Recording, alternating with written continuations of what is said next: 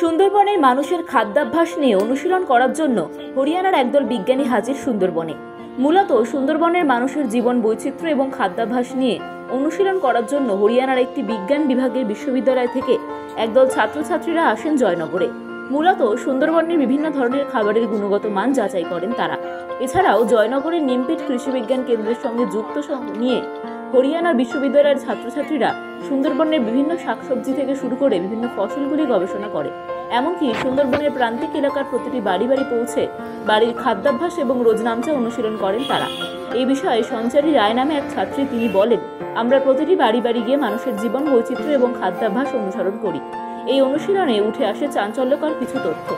সুন্দরবনের মানুষেরা যে পরিমাণ খাদ্য গ্রহণ করে তার মধ্যে পুষ্টির অভাব রয়েছে। পুষ্টিকর খাবার তারা গ্রহণ করলেও যে পরিমাণ খাবার গ্রহণ করলে শরীরে পুষ্টির পরিমাণ সঠিক মাত্রায় থাকে সেই পরিমাণ খাবার গ্রহণ করে না সুন্দরবনের মানুষরা।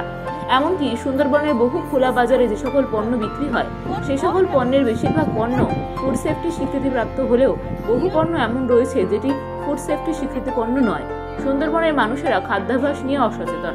আমরা সুন্দরবনের একাধিক খাদ্যাভ্যাস থেকে শুরু করে ফসল সমস্ত কিছু নিয়েই আমরা অনুশীলন করি। নমস্কার, আমি সঞ্চারী রায়। আমি national institute of food technology entrepreneurship and management ইনস্টিটিউটে অবস্থিত। সেখান থেকে মাস্টার্স করছি। আমি food safety and quality management নিয়ে পড়াশোনা করি। আমরা স্নাতকোত্তর স্তরে দ্বিতীয় বর্ষের ছাত্রছাত্রী আছি।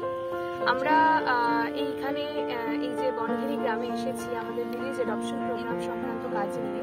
তার মধ্যে বিভিন্ন রকম কাজ আমরা করেছি, যার মধ্যে প্রথম কাজটা যেটা ছিল আমাদের সেটা হলো এখানকার যে লোকাল মার্কেট রয়েছে সেই বাজারে গিয়ে একটা সমীক্ষা করা যে এখানকার প্রধান ফসল কি যেটা চাষিরা উৎপাদন করে, এখানকার প্রধান বাজারে কি কি বিশেষ ফল বিক্রি হয় এবং কি কি শস্য বিক্রি হয়। তো সেইখান থেকে আমরা যে জিনিসগুলো সেই মার্কেটে সমীক্ষা করে আমরা যা বুঝতে পেরেছি, প্রথমত এখানে কিছু দোকানে এমন খাদ্যদ্রব্য আমরা পেয়েছি যেখানে তারা খাদ্যের আমাদের ফুডের যেটা প্রধান একটি বিষয় সেটা হলো FSSAI লোগো, যেটা একটা ফুড প্রোডাক্ট যখন আমরা বাজারে বিক্রি করি তাতে থাকা প্রয়োজন, সেই লোগোটি উপস্থিত ছিল। অর্থাৎ তারা ফুড সেফটি বা খাদ্যদ্রব্য সুরক্ষা সংক্রান্ত বিষয় নিয়ে সচেতন। আরেকটি লোকাল প্রোডাক্ট যেগুলো কিনা এখানকার মানুষরাই তৈরি করেন এবং বিক্রি করেন, এখানকার কারখানা থেকেই বিক্রি হয় বাজারে, তাতে আমরা FSSAI লোগো দেখতে পাই। তো এটি একটি বিষয় যেটা আমাদের মনে হয়েছে আমাদের সমীক্ষা থেকে উঠে এসেছে যে এটা নিয়ে কাজ করা দরকার। পরবর্তী আরেকটি যেটি বিষয় আমরা দেখেছি সেই সমীক্ষাতে যে এখানে বিভিন্ন খাবার যখন বিক্রি হয় তখন তারা কেউ হাতে গ্লাভস ব্যবহার করেন। তো সেই গ্লাভস ব্যবহার করা হাইজিন মেইনটেইন করা হয়। হ্যাঁ, হাইজিন মেইনটেইন সেভাবে করা হয় না। কিছু ক্ষেত্রে হাইজিন মেইনটেইন সেভাবে করা সম্ভব হয় না, কিন্তু তবুও যেটা আমাদের সাধারণ বা খুব বেসিক হাইজিন সেটা মেইনটেইন করা উচিত বলে আমরা বাজারে গ্লাভস পরিয়ে সেই হাইজিন মেইনটেইন করার বিষয়টাও প্রচার করেছি, যেটাকে আমরা ফুড সেফটি অ্যাওয়ারনেস স্প্রেড করেছি মার্কেটে।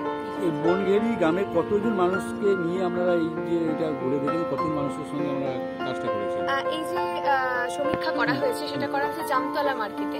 জামতলা মার্কেটে আমরা 10 থেকে 15টি দোকান ঘুরেছি এবং সেখান থেকে তথ্যগুলি উঠে এসেছে। এছাড়াও আমরা এখানকার যে চাষিরা রয়েছে তাদের সঙ্গে কথা বলেছি, তাদের সঙ্গে প্রতিটা ঘরে গিয়ে মোটামুটি 20 থেকে 25 জনের মতো মানুষের সঙ্গে আমরা কথা বলেছি। তাতে যেটা বুঝতে পেরেছি যে এখানকার প্রধান শস্য হলো ধান। বেশিরভাগ চাষিরাই ধান চাষ করে। প্রত্যেকের বাড়িতেই ছোট করে চাষ করার একটি জায়গা রয়েছে যেখানে তারা টমেটো, বাঁধাকপি, পালং শাক, পুঁই শাক, উচ্ছে ইত্যাদি ফসল উৎপাদন করে। এই বিষয়ে নিমপিট কৃষি বিজ্ঞান কেন্দ্রের বৈজ্ঞানিক ডক্টর চন্দন কুমার মণ্ডল তিনি বলেন, হরিয়ানার একদল ফুড সেফটি অ্যান্ড ম্যানেজমেন্ট বিশ্ববিদ্যালয়ে প্রায় 20 জন ছাত্রছাত্রী দক্ষিণ 24 পরগনার সুন্দরবনের নিমপিট কৃষি বিজ্ঞান কেন্দ্রের অন্তর্গত বনগিরি গ্রামে টানা 10 দিন ধরে কৃষকদের সঙ্গে বিভিন্ন ফসল সংক্রান্ত বিষয় এবং তাদের প্যাকেটজাতকরণ নিয়ে অনুশীলন করে।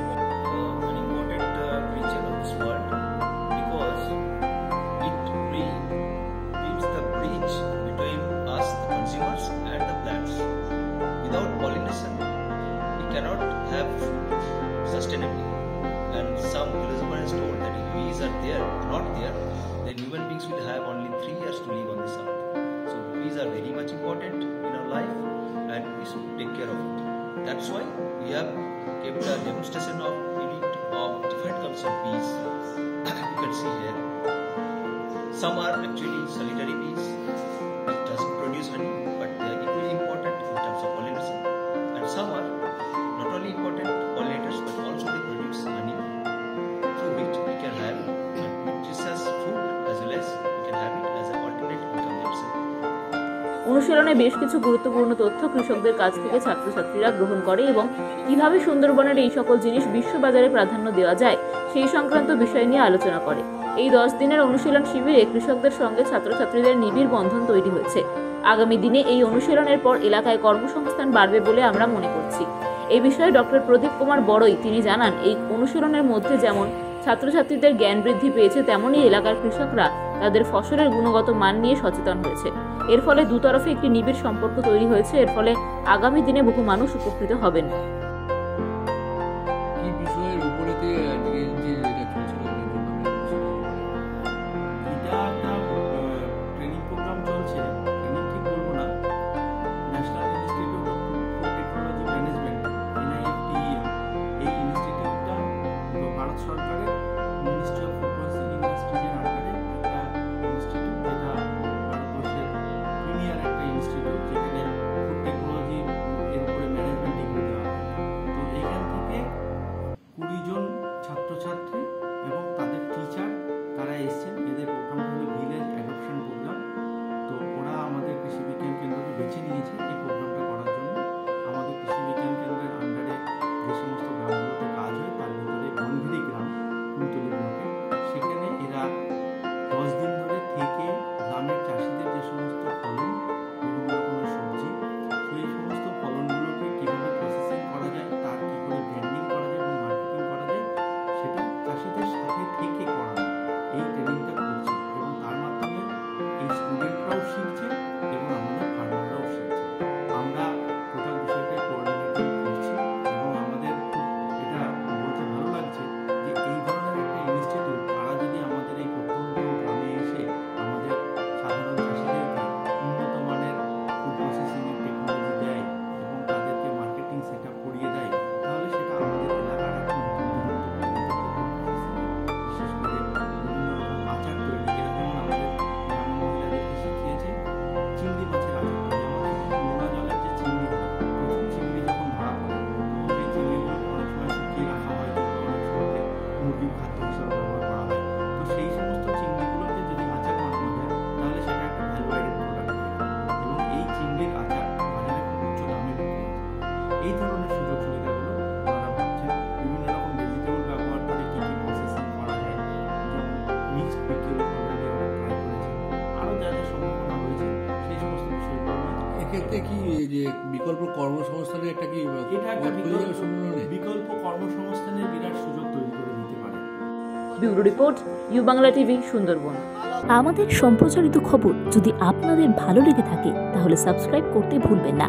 You Bangla TV